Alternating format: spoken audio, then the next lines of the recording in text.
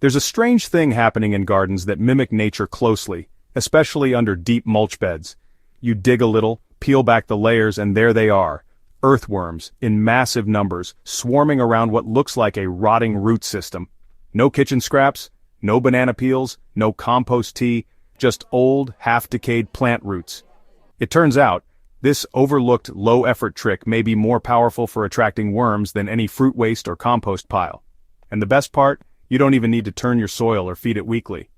All you need is time, mulch, and roots, specifically pre-rotted roots left behind after harvesting certain plants. This method doesn't just invite worms in, it gives them a feast they'll stay for. Now, if you've been frustrated that banana peels don't seem to attract as many worms as promised, or if your compost bait traps aren't doing much, this could be the solution you've been missing. Because here's what we often forget. In natural ecosystems, earthworms thrive around decaying plant roots, not banana trees. In forests, old taproots, legume nodules, and soft rotted stems are what fuel worm tunnels and microbial life. Mimicking that same natural pattern in your garden creates a decomposer-friendly environment that doesn't smell, doesn't attract pests, and feeds the soil for months.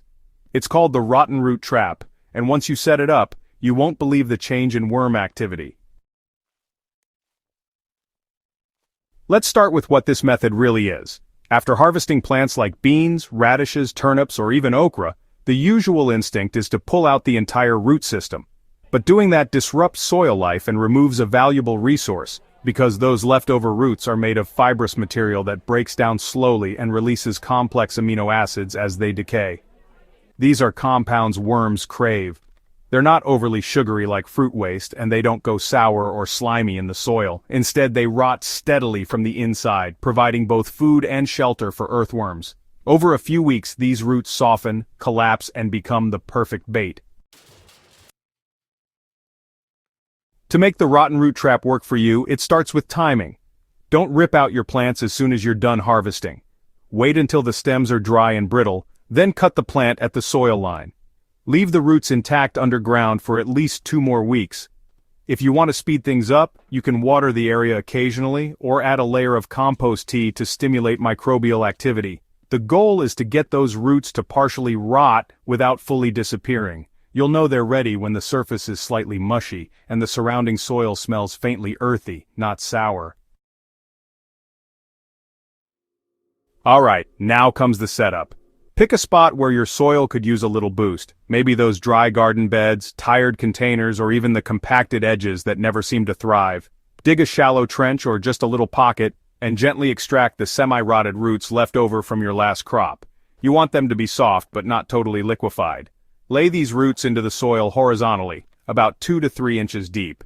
If you're working with long or thick roots, like those from radish or okra, go ahead and slice them lengthwise to expose more surface area. Then cover the whole trap with a loose, breathable mulch. Shredded cane stems, straw, or chopped corn husks work great. Try to avoid heavy stuff like wet cardboard right on top, since worms really need easy access and plenty of airflow. Once those roots are buried, the trap just starts working on its own. The leftover microbes finish breaking down the roots, releasing slow waves of amino acids and proteins.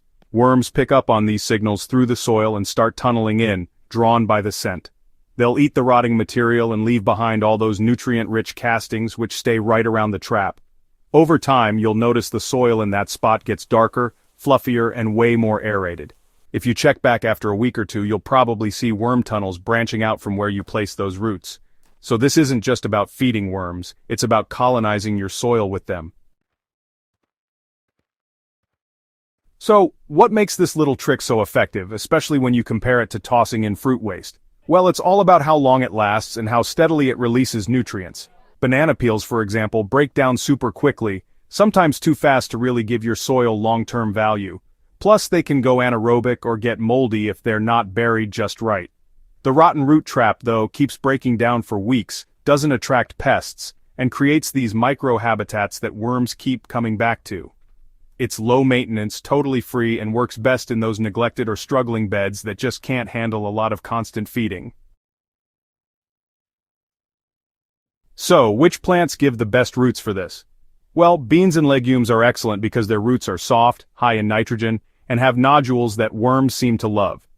Radishes and other root crops like turnips or carrots also work, especially when they're, partially decomposed. Okra taproots are tougher but work well when sliced and combined with a bit of moisture. Even weeds like amaranth or lamb's quarters can be used. Just make sure they're not seeding when you bury them. The trick is to let them rot just enough to become worm bait, not to fully break down before going into the soil. This method works especially well in warm climates or during the hotter seasons when compost piles dry out too quickly or fruit waste attracts pests. It's also ideal for gardeners who want to go fully no-dig, since it doesn't require any turning or lifting once the trap is buried. The worms do the heavy lifting, loosening the soil, digesting the roots, and leaving behind channels for water and air to reach deeper layers. Over time, your soil structure improves naturally without you lifting a fork. If your goal is to boost worm life, improve soil texture, and feed your garden with zero smell or pests, this might be the simplest yet most overlooked trick out there. The rotten root trap isn't just another compost hack.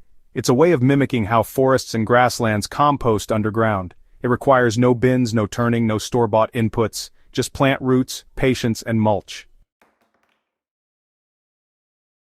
Try this in one corner of your garden and compare it with any other worm bait. The difference will be clear in a few weeks, and the worms will make sure your soil remembers. If you found this method valuable, subscribe to Hydro Haven and share it with a fellow gardener who's tired of gimmicks and wants the real deal. Let's get back to the soil, one root at a time.